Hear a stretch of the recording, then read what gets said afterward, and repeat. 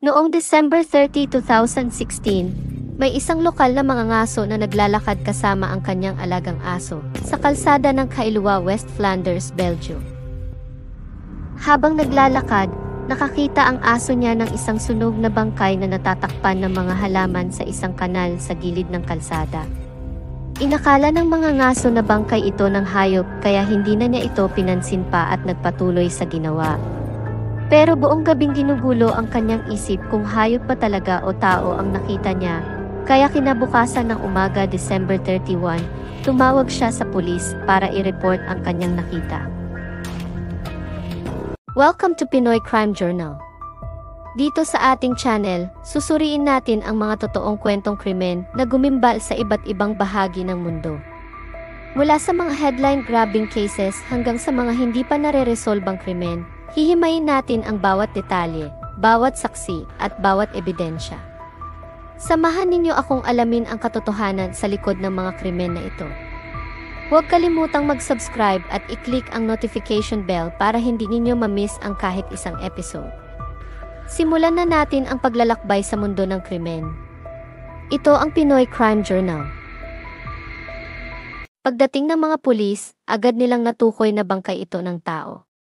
Ang katawan ay lubhang nasunog at hindi na makilala ang mukha, habang ang mga kamay at paa ay halos buo pa. Natukoy lamang nila na ito ay bangkay ng isang babae, at base sa estado ng pagkakaagnas ng katawan nito, maaaring matagal na itong patay. Itinuturing ng mga pulis na posibleng ito ay isang kaso ng pagpatay dahil sa matinding nangyari sa bangkay. Hinala ng mga pulis na lokal ang may kagagawan dahil natagpuan ang bangkay sa isang liblib na lugar na posibleng may alam lamang ay ang salarin na nakatira sa mismong lugar. Wala ring natanggap na ulat ang mga pulis tungkol sa nawawalang tao, kaya't wala silang ideya kung sino ang biktima. Walang dalang anumang pagkakakilanlan ang biktima, katulad ng mga ID o wallet. Ang tanging natagpuan ng mga pulis ay isang nasunog na piraso ng itim na plastik na posibleng nilagay ang bangkay bago ito sinunog. May isang piraso ng tela na nakuha mula sa mga abo at nang suriin ito ng mabuti, nakita na ito ay label mula sa isang t-shirt ng isang Asian fashion brand. Na-recover din ang wristwatch na gawa sa Japan, na may limitadong 1,300 piraso at ibinenta lamang sa naturang bansa.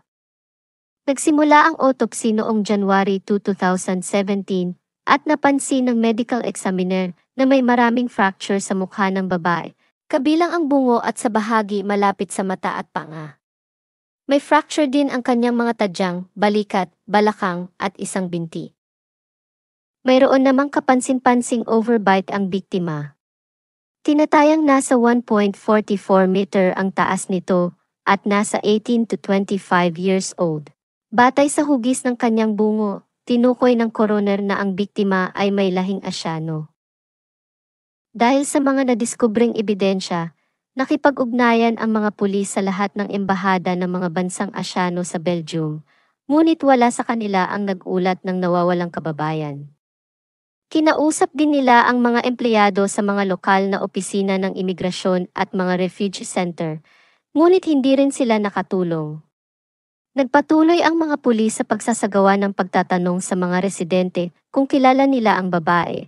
Dahil ang Kailua ay isang maliit na bayan, madaling makilala ang mga estranghero sa lugar, ngunit wala sa mga residente ang nakakita ng isang babaeng Asyano.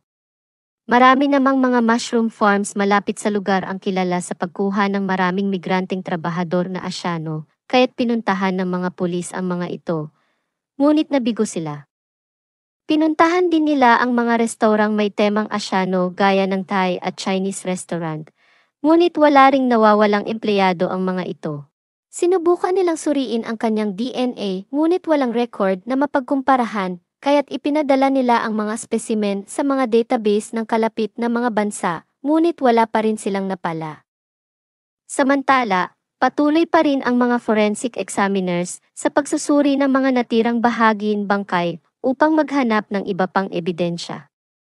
Nadiskubre nila ang parte ng nasunog na dyaryo na may white spirit alcohol, isang petroleum-based solvent.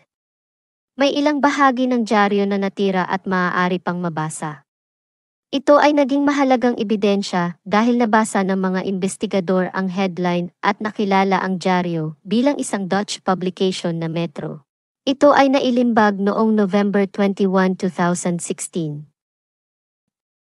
Dahil dito, posible na ang biktima ay namatay noong November 20 o higit pa. Lalo pang nakumpirma ito nang suriin nila ang mga uod at larva sa bangkay na sumuporta sa kanilang hinala. Sa kabila ng lead na ito, hindi pa rin ito natulungan ang mga pulis na makilala ang biktima. Kaya noong February 7, 2017, matapos mabuo ng mga pulis ang facial reconstruction, naglathala sila ng mga anunsyo sa publiko sa buong Belgium. Humingi sila ng tulong kung may nakakakilala sa kanyang mukha, sa kanyang mga gamit, o kung may nakakita ng anumang kakaiba o kahina-hinala simula noong buwan ng Nobyembre. Hindi nagtagal, may isang residente ang lumapit sa kanila.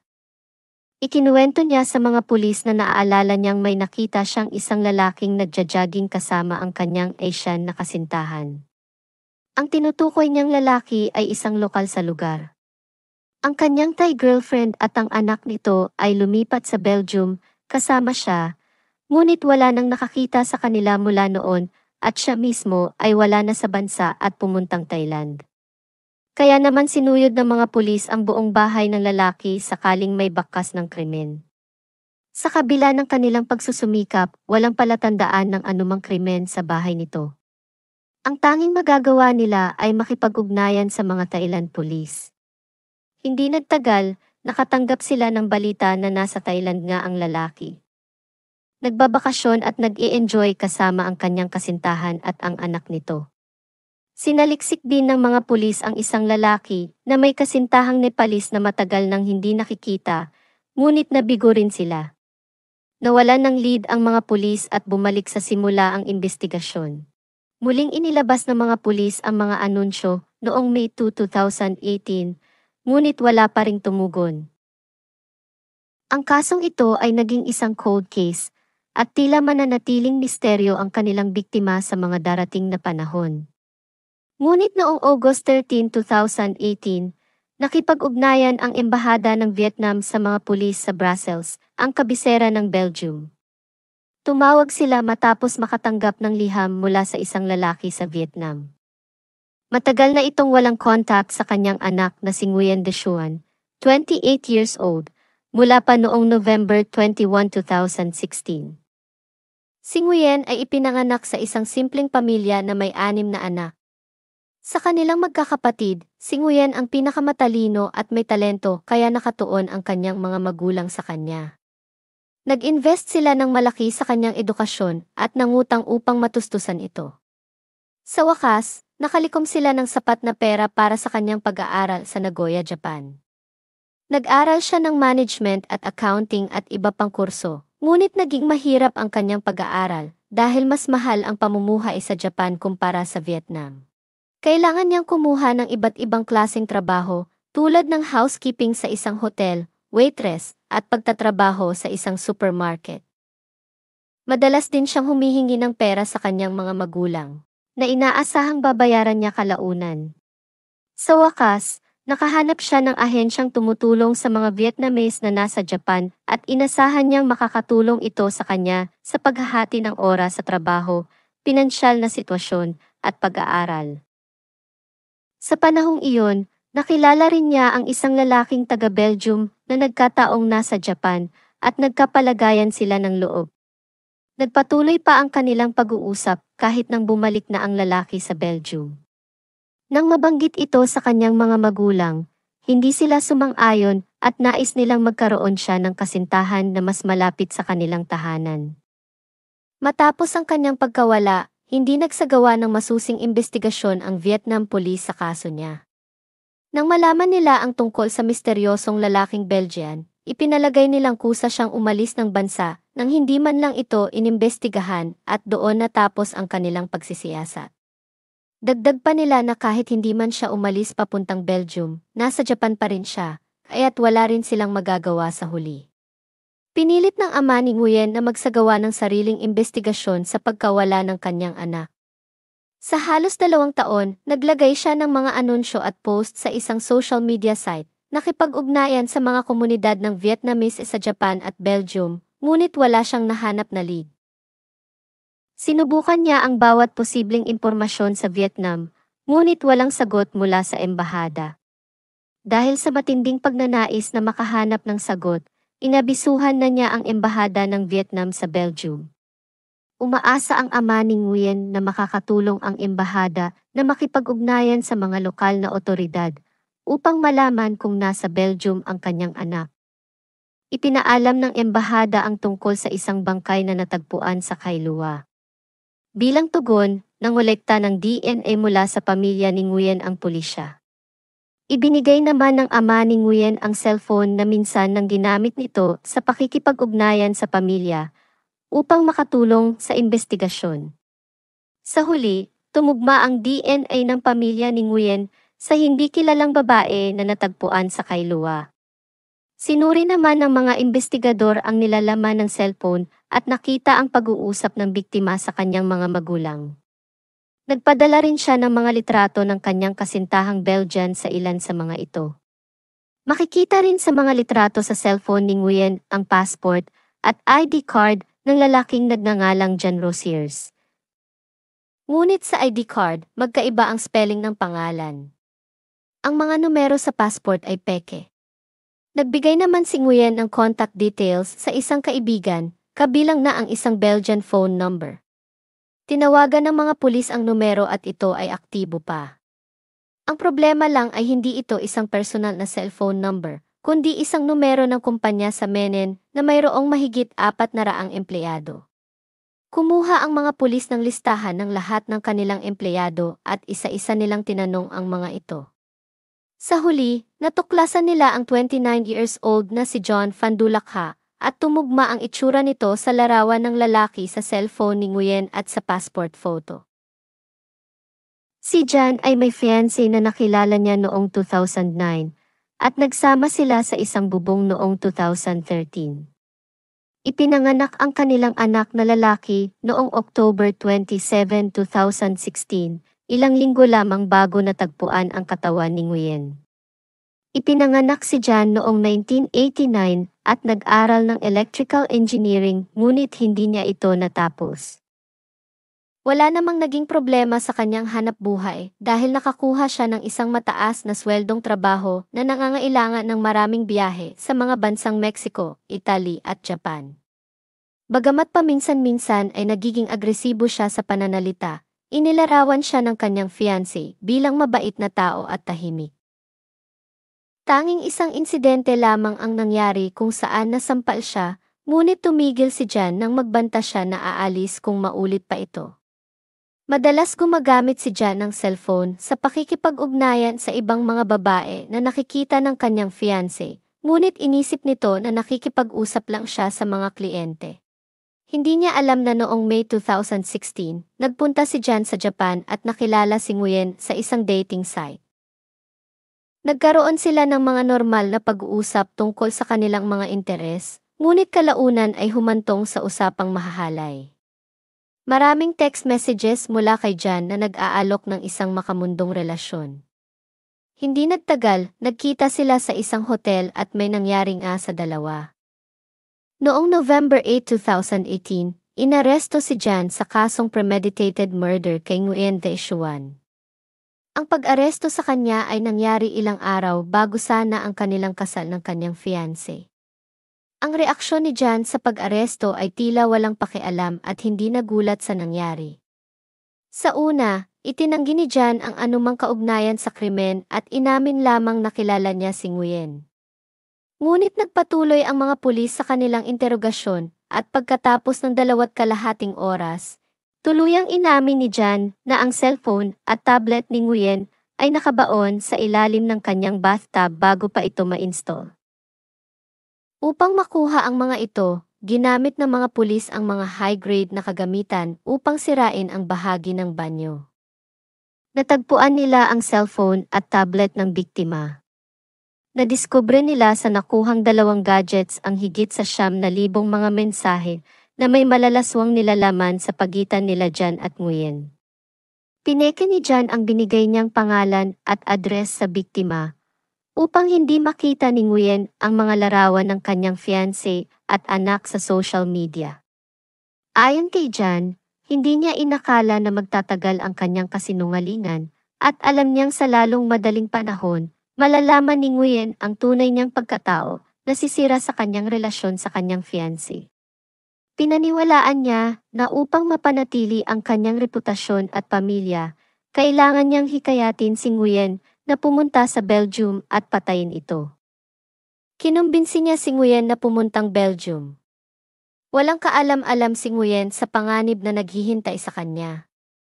Tuwing mag-alangan si Nguyen na ituloy ang pagpunta sa Belgium, laging binabanggit ni Jan ang nais na pagkakaroon ng anak, isang bagay na talagang gusto ni Nguyen. Umutang si Nguyen para punduhan ang kanyang biyahe dahil hindi gumastos si Jan para sa kanya.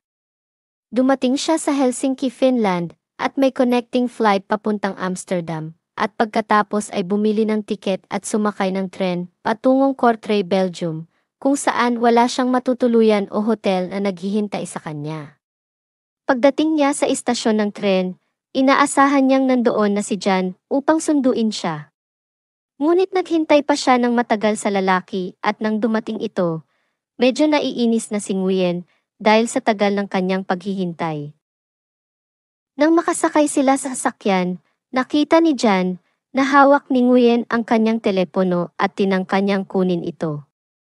Naging sanhi ito ng isang argumento bago ipaliwanag ni Jan na hindi siya maaaring kumuha ng mga litrato o videos ng kanyang biyahe sa Belgium dahil malalaman ng kanyang fiancé. Labis na nasaktan at nabigo si Nguyen sa nalaman, kaya't pinaghahampas umano niya si Jan at binantaang ibubunyag ang kanilang lihim na relasyon. Sa kanyang galit, sinimula ni Jan na bugbugin si Nguyen na nagresulta sa maraming fractures sa mukha at katawan nito. Sa kalaunan, nawalan ng malay si Nguyen. Dinala siya ni Jan sa isang liblib na lugar at doon, pinigilan niya ang hininga ni Nguyen sa pamamagitan ng pagtakip sa kanyang ilong at bibig gamit ang kamay hanggang sa siya ay mamatay dahil sa asphyxiation. Nasa 22 minuto lamang ang naging oras nila na magkasama. Pagkatapos nito, nagmaneho siya pabalik sa bahay at isinakay ang katawan ni Nguyen sa kanyang kotse. Umaasang hindi siya mahalata ng kanyang fiancé. Nang makarating siya, kumuha si Jan ng isang plastic barrel, white spirit alcohol, at mga lighter mula sa shed. Nagmaneho siya patungong kay Lua. Pagdating doon, inilagay niya ang katawan sa plastic barrel, binuhusan ng white spirit alcohol, at sinindihan ang dyaryo na nagsimula ng umapoy. Hindi naman nagtagal si Jan at nilisan na ang lugar. Pumunta si Jan sa isang kanal malapit kung saan itinapon niya ang mga handbag at backpack ni Nguyen. Hindi na na-recover ang mga ito ng mga investigador. Bumalik si Jan sa bahay bandang 9:00 na ng gabi at walang kaalam-alam ang kanyang fiancé sa ginawa nitong krimen. Nilinis ni John ang lahat ng dugo sa kotse bago pumasok sa loob ng bahay. Hinugasan ang kanyang mga damit at pinunit ang ID card ni Nguyen na agad niyang itinapon sa basurahan. Itinago niya ang wallet ni Nguyen, ngunit itinapon din ito nang pumasok siya para sa kanyang shift kinabukasan. Ilang araw lang ang lumipas, binawi ni Jan ang kanyang naunang pahayag at sinabi niyang aksidente lang ito, isang aksidenteng isinisi niya sa kanyang fiancé dahil hindi umano nito natutugunan ang kanyang mga makamundong pangangailangan. Hindi siya magtataksil at makilala si Nguyen. Nang malaman ng fiancé ang kanyang pahayag, ay tuluyan na niyang iniwan si Jan at putulin ang lahat ng kanilang ugnayan. Nagsimula ang paglilitis noong January 8, 2021. Hiniling ng mga prosecutor na hindi isaalang-alang ang depensang insanity. Ipinakita nila ang mga psychiatric reports na nagsasabing alam ni Jan na mali ang kanyang ginawa at hindi siya isang psychopath. Mayroon siyang konsensya na kanyang pinili na baliwalain upang isagawa ang pagpatay. Nagpakita si Jan ng pagsisisi sa paglilitis, ngunit kaunti lamang ang naniwala sa kanya. Itinanggi ni Jan na sinadya niya ang pagpatay at sinabing isa siyang mabait na tao. Dagdag pa niya, ang intensyon niyang papuntahin si Nguyen sa Belgium ay upang mabigyan siya ng mas magandang kinabukasan at pagkakataon sa trabaho. Nais din umano niyang ipakita kay Nguyen ang kanyang bahay. Hindi naman naniwala ang hukom sa kanyang sinabi. Binawi ni Jan ang naunang pahayag sa pagsisi niya sa kanyang fiancé. Dahil mahirap ipagtanggol ang sitwasyon ni Jan, ang kanyang abogado ay nagmungkahi ng probation o conditional sentence. Ang usapin na kailangang pag-isipan ng lupon ng mga hurado ay kung ang ginawa ni Jan ay isang premeditated murder. Noong January 14, nagbigay sila ng guilty verdict, ngunit napagdesisyonan nilang hindi ito isang premeditated murder. Bagamat inamin nilang kinumbinsi ni Jan si Nguyen papuntang Belgium, tinuring nila ang pagpatay na masyadong magulo at biglaan upang masabing pinlano. Bukod pa dito, ipinakita ng padalos-dalos na mga kilos ni Jan para maitago ang ginawang krimen. Sa tingin ng mga hurado na ito ay improvised action sa parte ni Jan. Noong January 15, 2021, si Jan Van Dulakha ay hinatulan ng 27 taong pagkakakulong, 1 taon na mas mababa kaysa sa hiling ng prosekusyon. Siya ay magiging karapat-dapat para sa parol sa darating na November 2027. Marami sa Belgium ang nasiyahan sa hatol, ngunit nagulat at nadismaya ang pamilya ni Nguyen sa Vietnam dahil inaasahan nila na makakamtan ang parusang kamatayan para sa salarin. Sa bansang Vietnam, ang mga karumaldumal na krimen ay maihatol na kamatayan. Matapos ang hatol, tinanong ang ex-fiancé ni Jan tungkol kay Nguyen at sinabi niyang wala siyang galit o pagkamuhi sa biktima. Sinabi niyang si Nguyen ay inosente at hindi alam ang nangyari kaya't hindi siya dapat sisihin. Naniniwala siyang hindi nito alam ang totoong pagkatao ni Jan.